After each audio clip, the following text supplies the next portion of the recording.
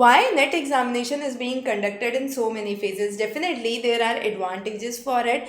Students getting time to study for various subjects separately, but at the same time there is we need to understand the cost benefit analysis, in the sense that students are facing problem because they don't know when their exam would be. All of the sudden the dates are decided, they are not able to book their tickets for the exam center if they belong to some remote areas. So definitely there are problems. In case there is no internet connectivity for 2 3 days, they don't get to know the dates which are released just a week before their examination, so they have to be constantly online checking for the dates.